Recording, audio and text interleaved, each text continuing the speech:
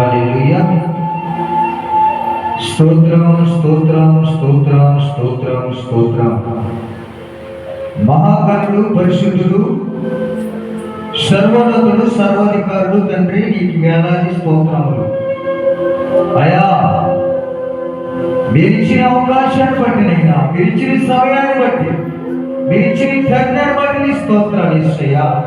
నిరంతరమైన స్తోత్రాలు నీకు స్తోత్రములు కలుగురుగా అయా. మా ఇబ్బందుల నుంచి, మా భయంకరమైన పరిస్థితుల నుంచి, మాలో శోధన నుంచి తండ్రి, లోకంలో మీరు ఎంతో సంపదీయాలని ఆశీర్వదిస్తున్నాం కానీ ఏది మాకు ఫలితం లేకుండా ప్రభా.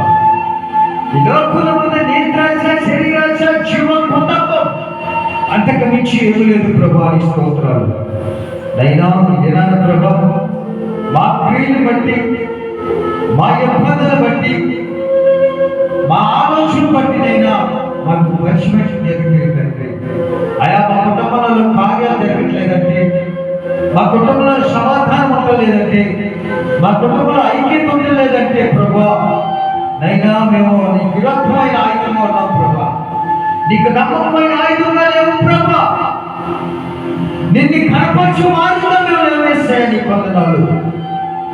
ఎంతలో కనపాడి అంతలో మాయమై అవును లాంటి జీవితానికే ఎన్నో ఆశలుంది, ఎన్నో కోరుకులుంటే ప్రభా, జ్ఞానాన్ని తీసి నరుడుగా చేసి నీ రూపాన్ని, నీ జీవాన్ని అందమైన సౌందర్యంగా అమర్చి నైనా అనేకమైన సంపాదించి సమకూర్చుకొని ఆరాధించబట్టి మేము గర్వంతోనైనా సంపాదించుకొని తాగుతూ తింటూ నైనా సంతోషిస్తూ ఆనందిస్తూ నీకు దూరంగా, సాతానికి దగ్గరగా అయా, పరలోకానికి దూరంగా అయా, ఈ లోకానికి దగ్గరగా ఉంటూ అనేకమైన పాపం చేస్తూ, అనేకమైన అబద్ధాలు ఆడుతూ, మోసం చేస్తూ, దొంగతనానికి బాధిస్తూ, అపవిత్రమైన మాటలకు లోపడుతూ, అపవిత్రమైన పనులకు లోపడుతూ, అపవిత్రమైన ఆటలకి మీరు శ్రవేస్తూ అయ్యా, నీకు దూరంగా ఉండే సాతాన్ని ప్రేమించేవారుగా ఉన్నాం ప్రభా. నీ స్తోత్రాలు.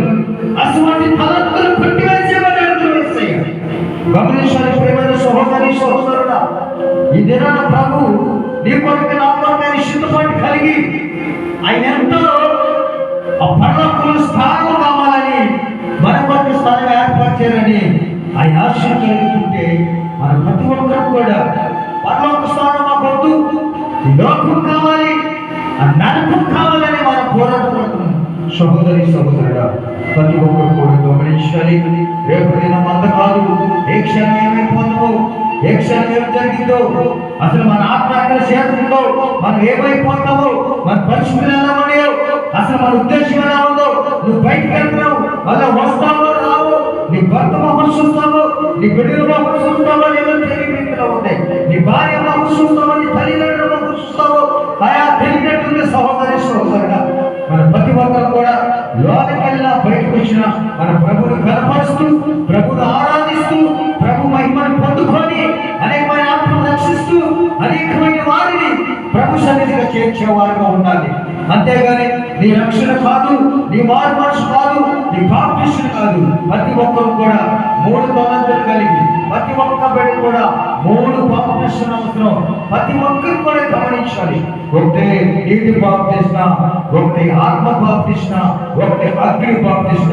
ఈ 3 కోర్చి ఉండి ఈ మూడింట్లో మనం ఆయన ఏకీభవించినట్లయితే పరలోక అనుభూతి మనకు కలుగులుగా, పరలోక ఆయన దర్శనాలు మనం చూసులుగా ప్రతి ఒక్కరు కూడా ప్రార్థన చేసుకున్నాము.